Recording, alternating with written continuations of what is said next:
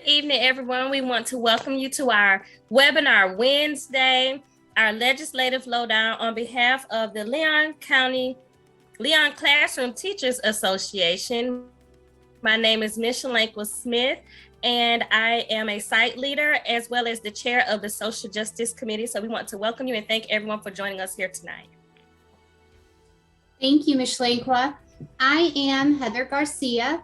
I'm a mom of a Leon County student, and I am the media specialist at an elementary school here in Leon County, W.T. Moore Elementary School. This is my 20th year teaching. I am the legislative chair for LCTA, and we're just very excited and happy that you can be here with us. And our other co-host, Martina, is traveling, so I'm not sure she could be on video, but I think that she could probably chime in and introduce herself.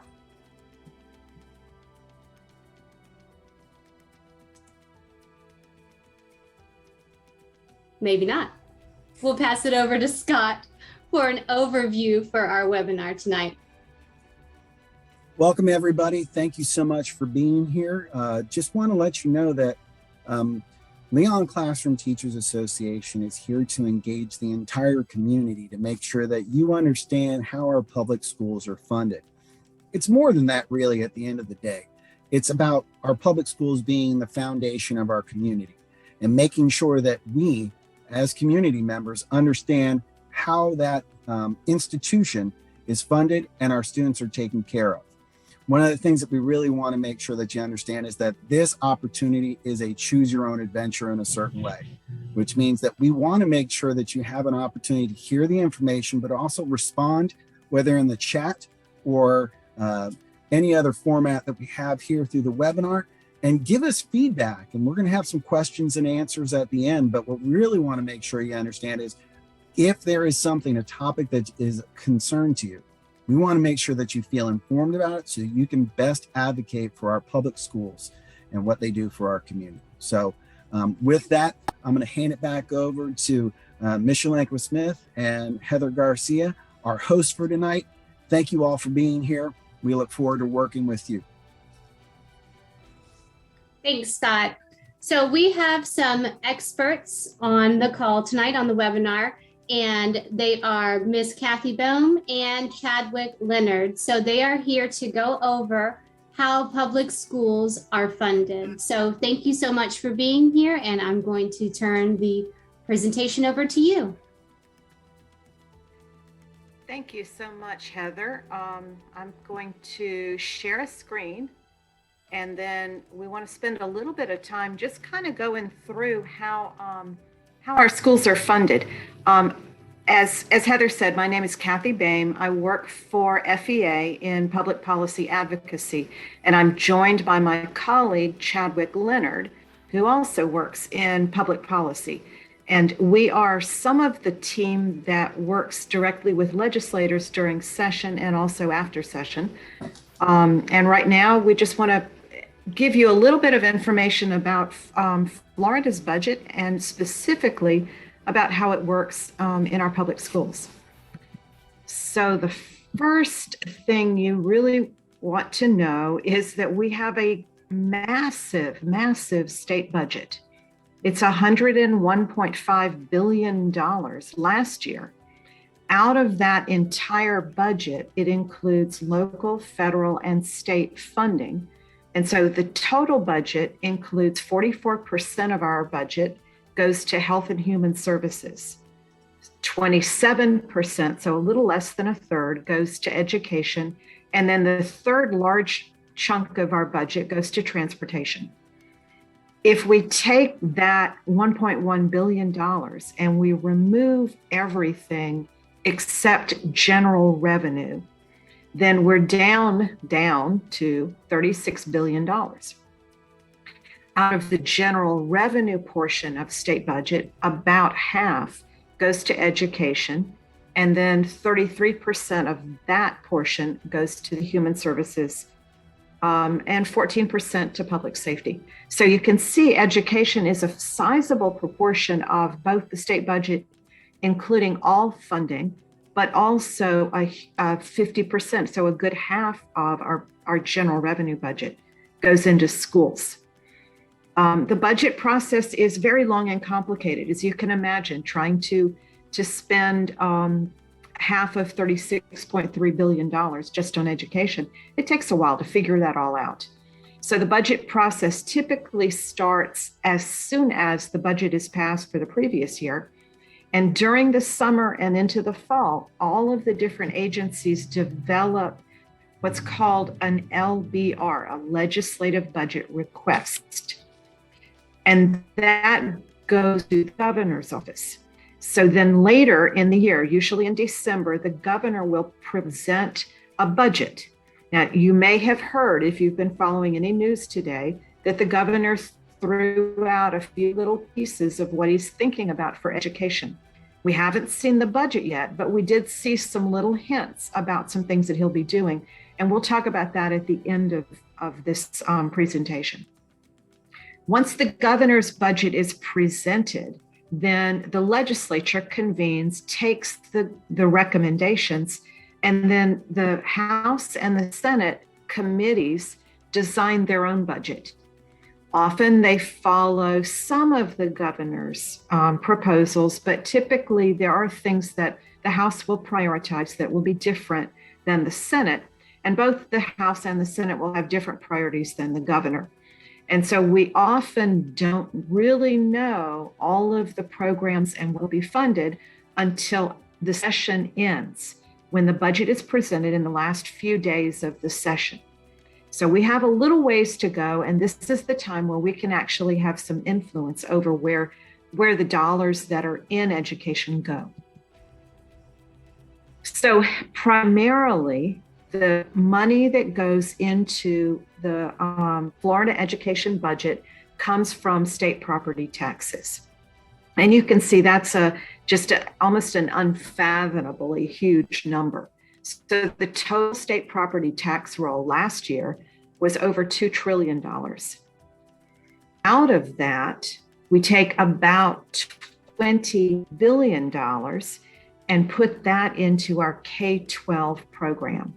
So we've also got additional money that goes into early childhood. And also we have funds that go into our higher education. Higher education is about $6 billion. And our early childhood program, which is in a large part federally funded, is about $4.4 billion. Everything else in between is K-12 education. So in total, about $46 billion, including all local, state, and federal funds, go into education in Florida. That is a whole lot of money, or at least it sounds like a whole lot of money. But when we start dividing it up by our 3+ million students, then we have to get a little bit more detailed about how we divide the money up. So we have this formula that's called the FEFP. That's the Florida Education Finance Program. It's a funding formula that was developed quite a while ago that is designed, and I put this in quotes because it's really important. The FEFP is designed to guarantee each student in the Florida public educational system the availability of programs and services appropriate to his or her needs. And so in Florida, what we do is we take the taxes that come in from local property, we take sales tax revenue, we take all of the different funding sources, and then we look at the cost of educating each child, depending on whether they're elementary, middle, or high school, early childhood, or higher ed. And then we also look at any special needs that those children may have.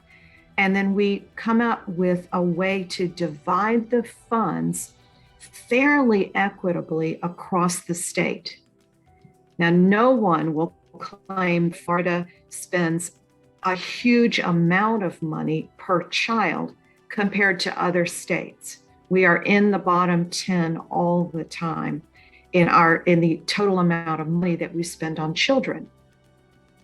But what we do well is we take funds into then divide it up so that rather than operating simply on whatever high or low tax base a county has, because the county is a school district in Florida, then we divided up that different counties with different cost of living still get similar amounts of money, even if they have a very high or a very low tax base.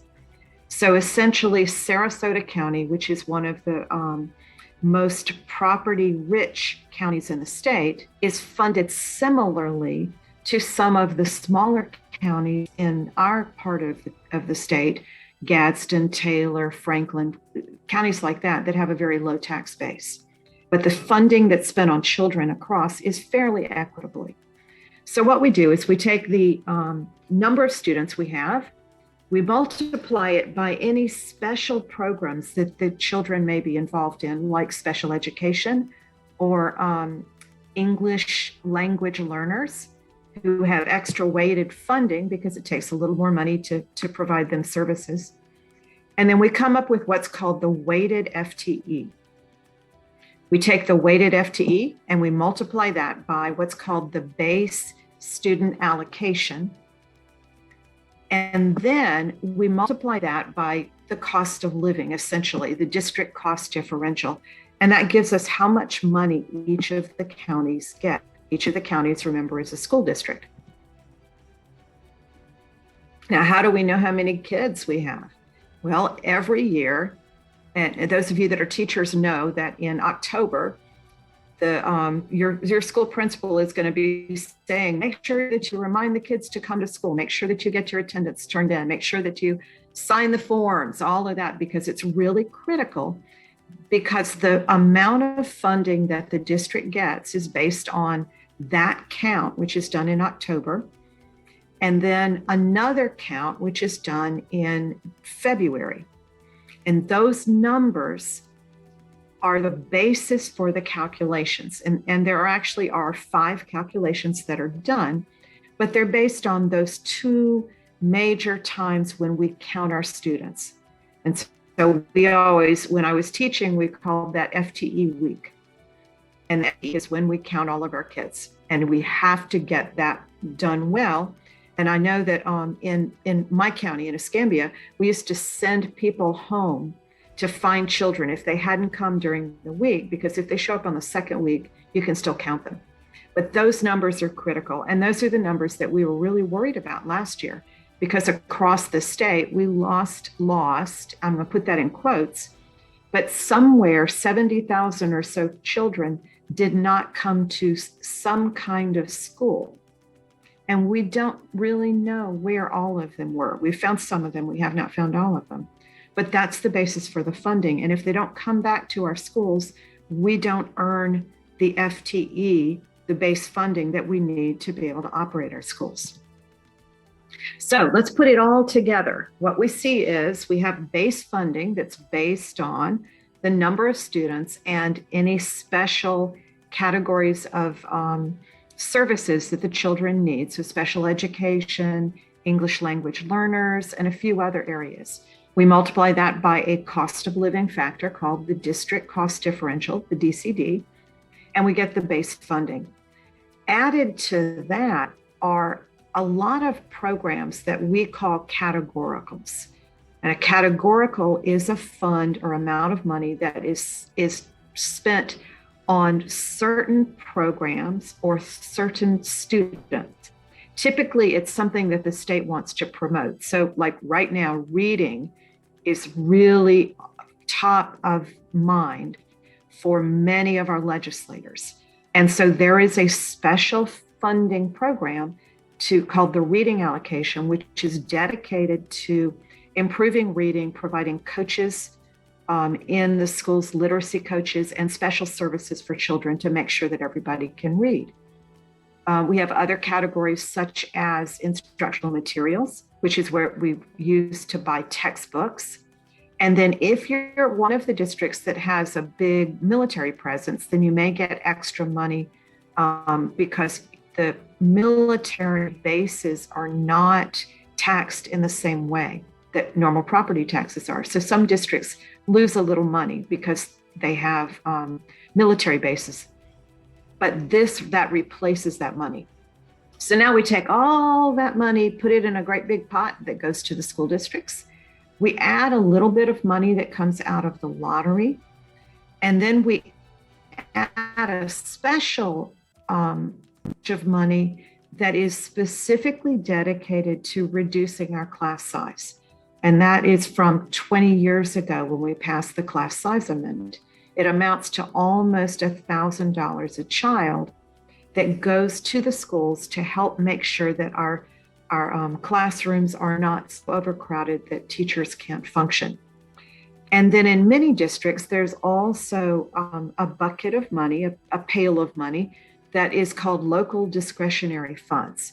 And that's money that a particular county or city may choose to tax themselves to be able to supplement what they get from the state and the federal government. So all of these little pieces come together to make up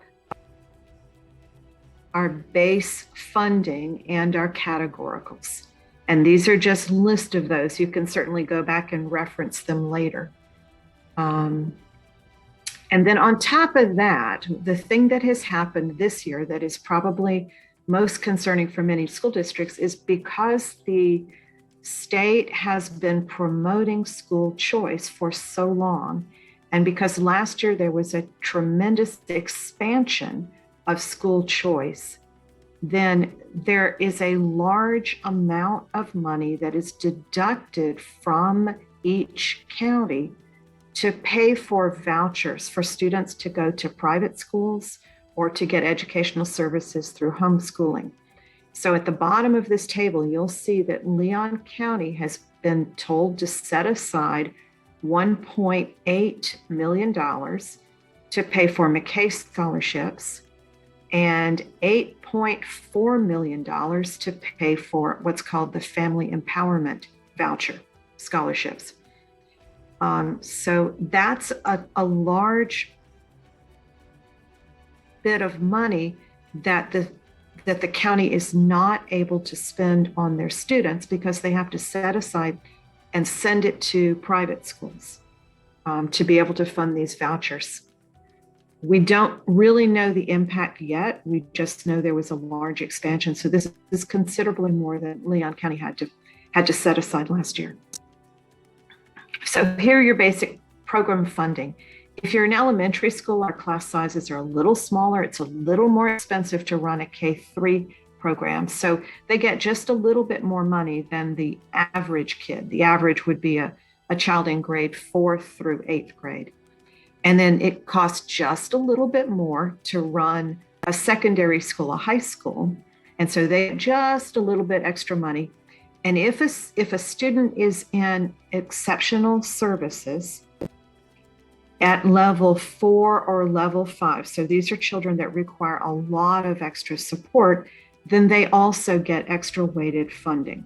So typically students like in a level 5 would be kids that are visually impaired or visually and hearing impaired. Some of our autistic children are in level 4, some of them are in level 5. And then we have a lot of children who are medically fragile, so they require really specialized care. And those are children that would be support level 4 and level 5. And as you can see, the funding is much greater for those students because you have to have much, much smaller class sizes to be able to help those children learn best. English speakers of other languages, so these are children that are learning English, are funded again a little bit more for a couple of years because they do require extra support. So this year, our base student allocation is in the third column. And so for the base student allocation, the funding was $4,373 roughly, which is an increase of about $53. The total funding, which includes all of the categoricals, also lottery funds, also class size reduction, everything all combined, is $7,795 about on average across the state. And that was a $38 increase. What we heard today was that the governor has proposed an increase in the BSA next year of $124 for the BSA and a total of $8,000 in the total funds per FTE.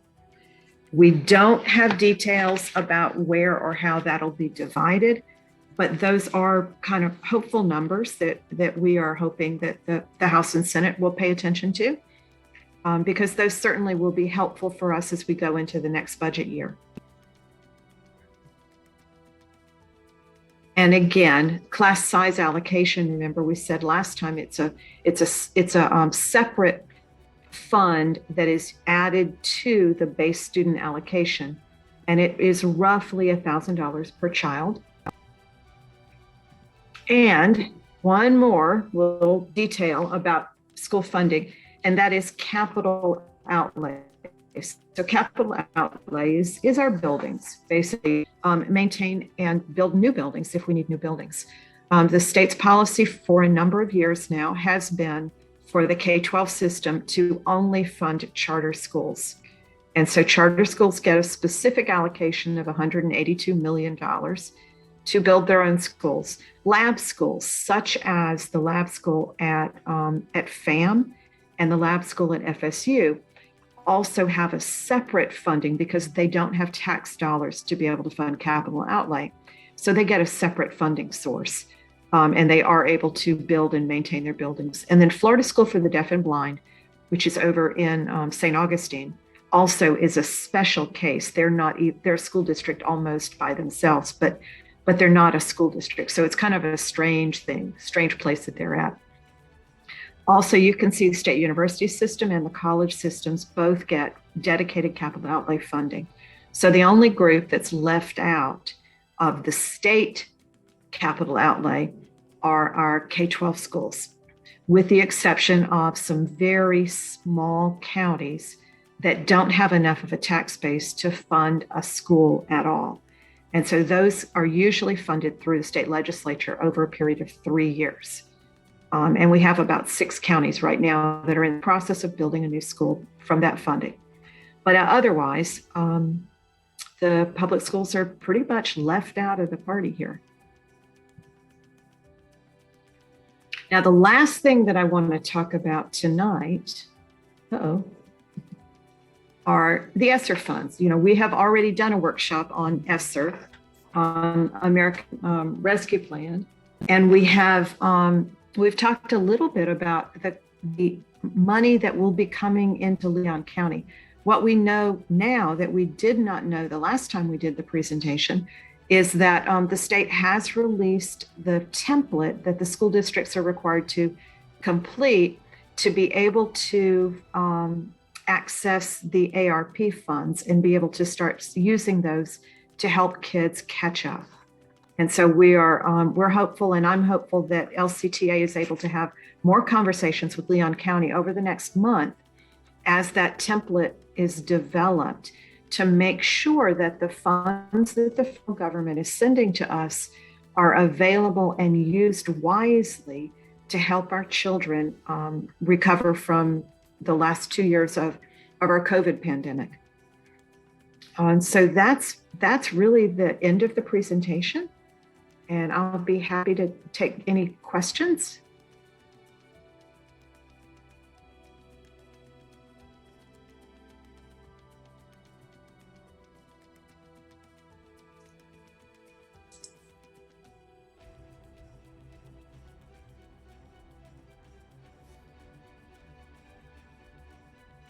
I'm looking in the chat. I don't see any questions yet. So, but we do want to encourage people to continue to reach out if there are questions. So if there aren't any questions, then I'm ready to do a wrap up.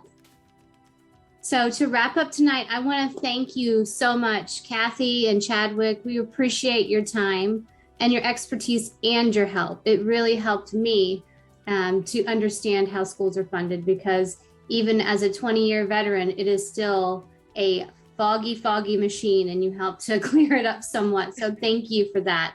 Thank you to the LCTA and FEA teams that have worked behind the scenes to bring us all together with a common goal. Lastly, I want to thank our viewers for joining us and invite you to come back next week when we will be discussing what maybe hasn't gone well with our school funding. Where have our dollars gone? But before you log off for the evening, please take a moment to fill out our Stabilize Our School survey. And that is going back to what Kathy was talking about with the ESSER funds. By gathering the thoughts and opinions from our stakeholders, we can best present our unique needs for funding and expenditures in our district. So if you could, Martina is going to put that in the chat. If you could click on that link and fill out our survey and share that out as much as possible, because the more input we get from our community, the better. And I'd also like to encourage you to help us keep this conversation going. If you have any specific questions that didn't get answered tonight, if you'd like clarification, or if you have an idea for a topic for a future webinar, please reach out to us at lctalegislative@gmail.com. Again, lctalegislative@gmail.com. Finally, I'd like you to join us in taking action this legislative session. We have a unique opportunity as residents of Leon County to have the government operating in our backyards. We can show up in mass, speak on behalf of our children and our school staff, let the lawmakers know that we are watching and that we are involved. Our collective voices can raise awareness and bring changes to our system. So just join us, and thank you, and have a wonderful night.